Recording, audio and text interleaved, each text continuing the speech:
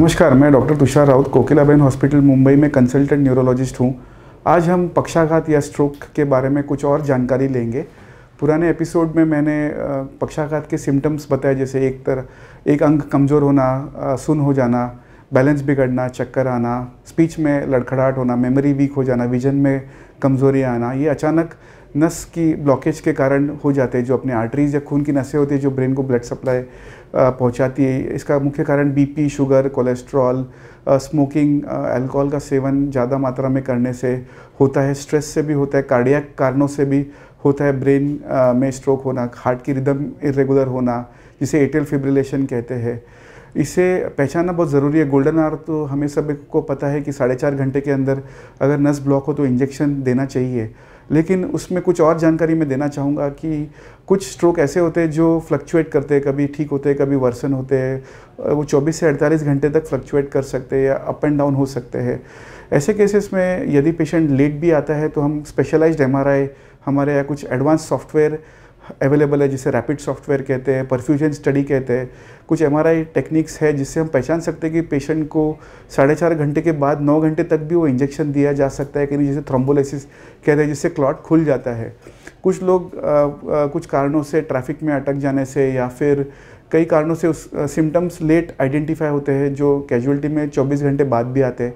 लेकिन हमें मायूस नहीं होना है, क्योंकि आज यही टेक्नोलॉजी से हम जान सकते हैं कि स्ट्रोक को 24 घंटे बाद भी ट्रीटमेंट दिया जा सकता है कि नहीं।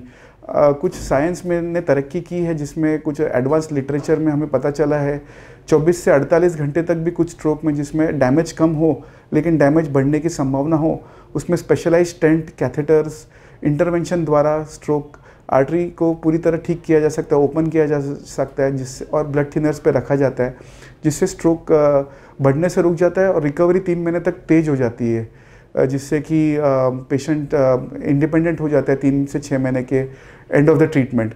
सो ये बहुत ज़रूरी है, हमें होप्स नहीं खोना है, मायूस नहीं होना है। स्ट्रोक में ट्रीटमेंट लेट भी हो जाए इसका मतलब ये नहीं हमें लेट करना है, हमें तुरंत हॉस्पिटल पहुंचना है जब भी हमें ये लक्षण नज़र आते हैं, ताकि हम उसको ट्रीटमेंट कर सकें। इसके अलावा एग्रेसिव फिजियोथेरेपी, रोबोटिक थेरेपी, नए टेक्निक्स और इंस्ट्रूमेंट्स आया जिसमें stroke, language therapy, speech therapy, swallow therapy, अलग अलग टाइप की थेरेपीज़ है। ऑक्यूपेशनल थेरेपी एक रहता है अपनी ग्रॉस मूवमेंट आने के लिए, ताकत आने के लिए, एक रहता है फाइन एक्टिविटीज़ या मुहिम काम करने में सक्षमता लाने के लिए।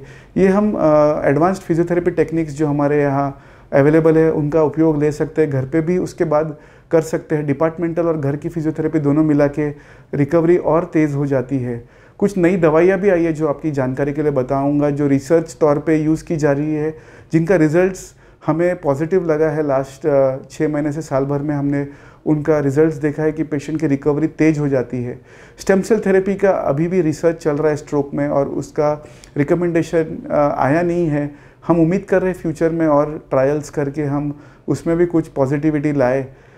तो दोस्तों, स्ट्रोक प्रिवेंटेबल और ट्रीटेबल कंडीशन है।